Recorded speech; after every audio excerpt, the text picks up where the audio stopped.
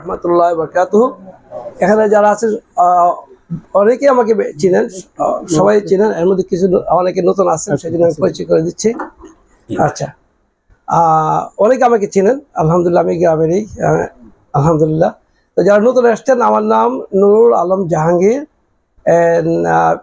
মৌলানা আব্দুল হান্নান রহমতুল্লাহ আলাইহি আমার পীর সাহেব আমার পিতা ছিলেন, আলহামদুলিল্লাহ।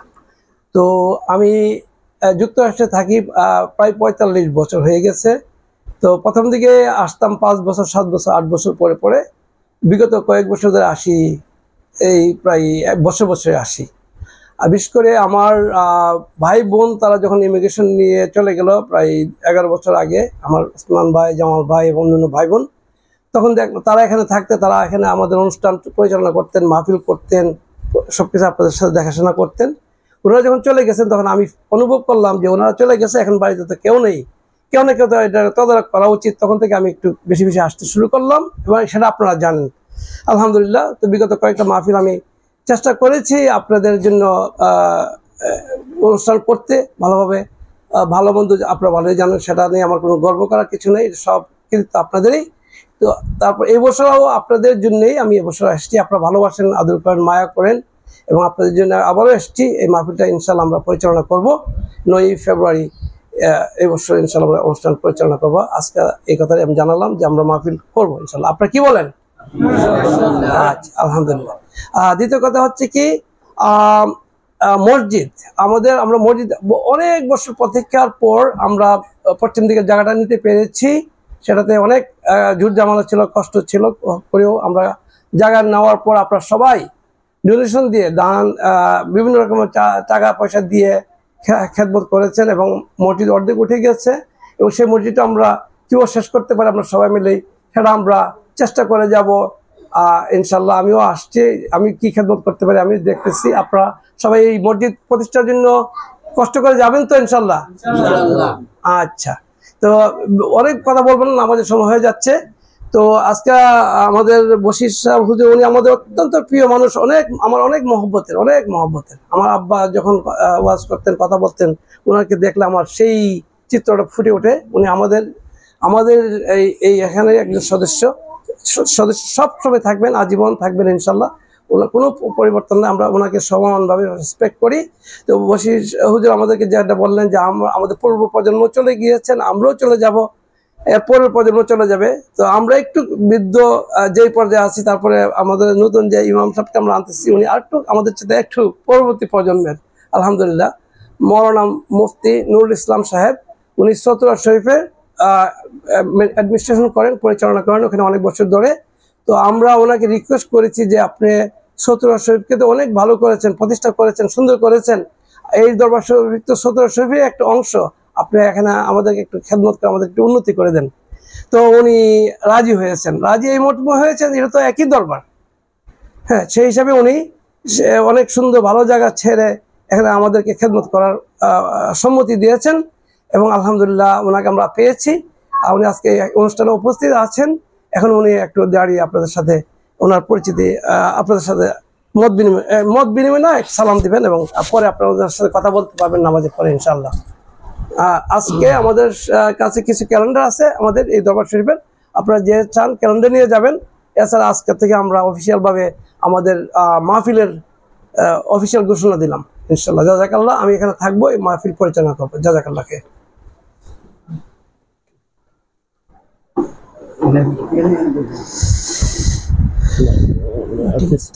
আপনি এখানে থাকেন।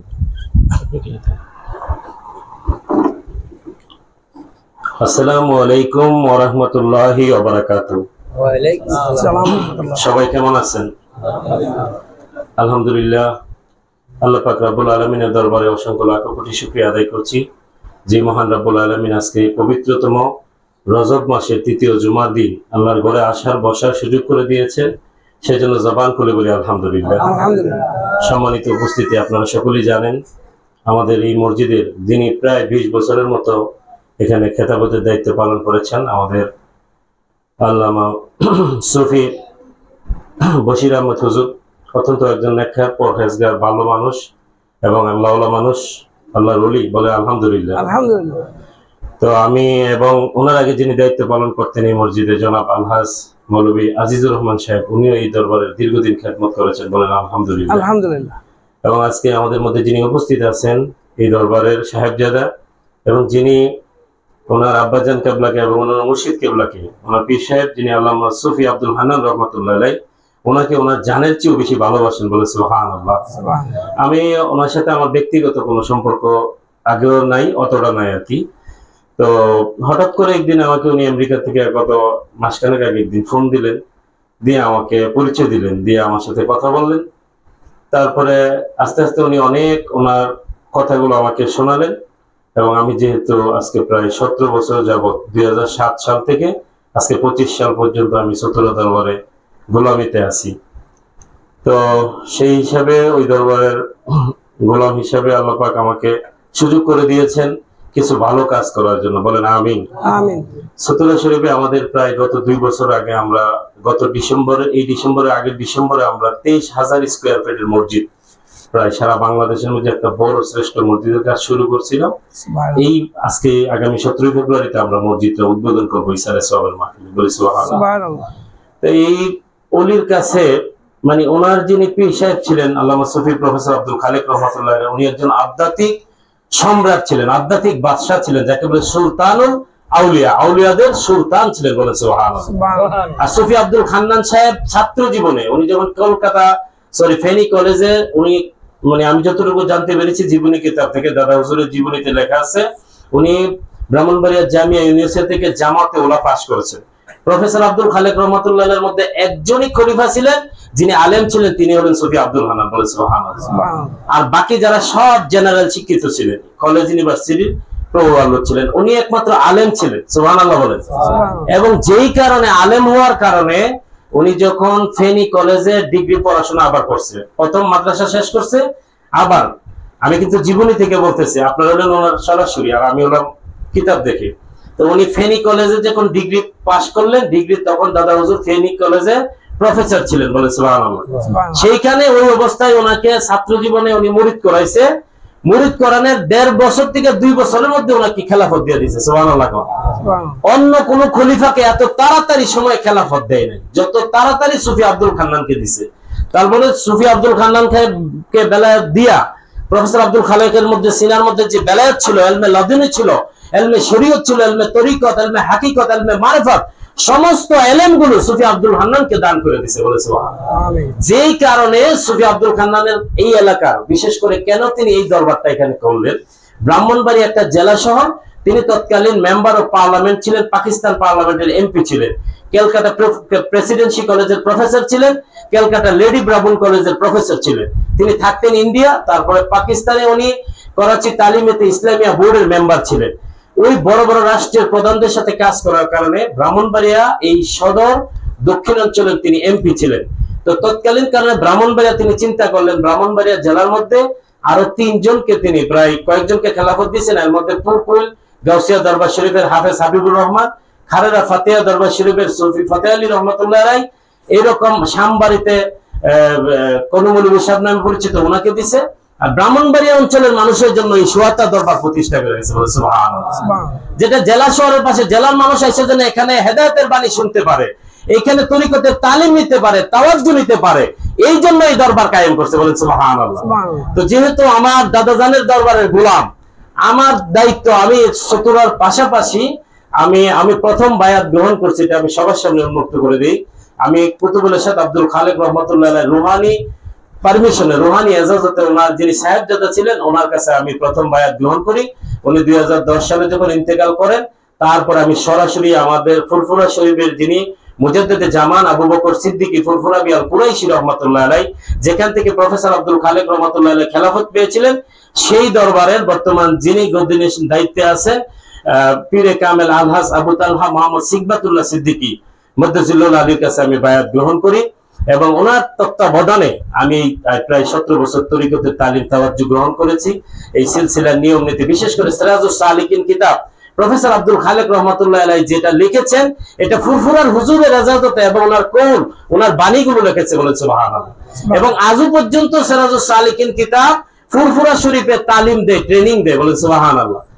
এইরকম ভাবে আমাকে যখন উনি বললেন আমেরিকা থেকে, আমি চাই যে আমার আব্বার দরবারটাতে আমার আব্বা যেভাবে তালিম দিতেন, তাওয়াজ্জু দিতেন, ফয়েজ দিতেন, ওনার জিকির আজকার, ওনার পীর সাহেব যেই কারণে এখানে এগুলো করেছিলেন, এটা যেন জারি হয়, এটার জন্য আমার কাছে উনি কিছু অনুরোধ করেছেন।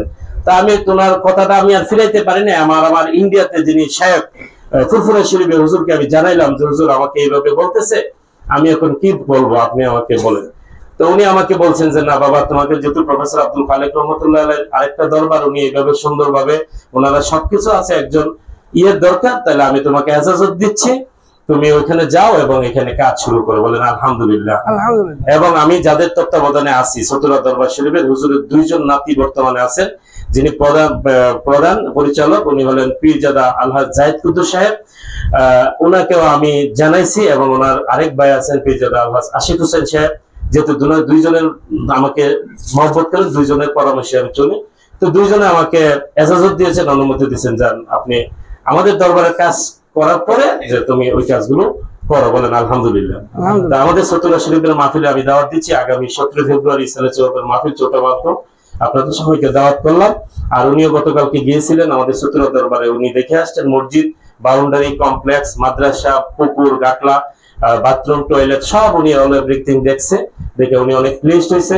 আল্লাহ পাক রব্বুল আলামিন উনি ইচ্ছা পোষণ করছেন চতুরা শরীফের মতো এইখানে যেন পুরো কমপ্লেক্সটাকে সাজাইতে পারেন। উনি শুধু দোয়া চাইছেন আল্লাহ যেন ওনাকে হায়াতে তৈয়বা দান করে, সবাই বলেন আমিন। আমি আপনাদের কাছে বলতে চাই, আমি একজন অযোগ্য, আমার পরিচয় দেওয়ার মতো কিছু নাই, আমি একজন সাধারণ নাকান্দা নালায়েক। আমি এই প্রফেসর আব্দুল খালেক রহমতুল্লাহ আলাইহির দরবারের একটা জুতার তলার যে দুলা, এটার মূল্য না আমার কাছে, আমি একজন খুবই মিসকিন সাধারণ অসহায় মানুষ, আমার এলেম কালাম বলতে কিচ্ছু নাই। তো আমি আল্লাহ যেন আমাকে এই দরবারে গোলাম হিসেবে কবুল করে, সবাই বলেন আমিন। আমার নাম মোহাম্মদ নুরুল ইসলাম, আর আমার শ্বশুরকে আপনারা অনেকে চিনেন, উনি মুফতি শেখ তাজুল ইসলাম আহমদী সাহেব, উনি রানীখাল গাউসিয়া আলী মাদ্রাসার সম্মানিত প্রিন্সিপাল। আর চতুরা দরবারের কুতুবুল ইরশাদ আব্দুল খালেক রহমতুল্লাহ আলাইহি যিনি ছোট সাহেবজাদা ছিলেন, পীরজাদা আলহাজ আবু আহমেদ মুবাশশির হোসেন আবু কাউসার রহমতুল্লাহ আলাইহি, উনি হলেন আমার উকিল শ্বশুর। উনি আমাকে বিয়ে করাইছে এবং উনি আমাকে একটা ওসিয়ত করেছিলেন, উনি যেদিন বাংলাদেশ থেকে চলে যাবে, মদিনাতে শেষ, উনি আমাকে এইভাবে কাঁধে ধরে মাজারের সামনে দাঁড়ায় বলছে, বাবা আমি চলে যাচ্ছি মদিনাতে, কিন্তু আমার আত্মাটা, আমার মনটা আমার আব্বার দরবারের মধ্যে পড়ে রয়েছে, তুমি আমার সাথে ওয়াদা দাও যে আমার আব্বার দরবারটা ছাইরা তুমি কোনোদিন যাইবা। সুবহানাল্লাহ। তো সেই দিন আমি হুজুরের সাথে ওয়াদা দিয়েছিলাম, আমি মৃত্যুর আগ পর্যন্ত আপনার আব্বার দরবার, চতুরা দরবার ছাইরা আমি কোনোদিন যাব না। আল্লাহ যেন মৃত্যুর আগ পর্যন্ত আমাকে ওই দরবারে গোলাম হিসেবে কবুল করে, সবাই বলেন আমিন। এই বলে আমি আমার আলোচনা বক্তব্য শেষ করলাম। আসসালামু আলাইকুম ওয়া রাহমাতুল্লাহি ওয়া বারাকাতুহু।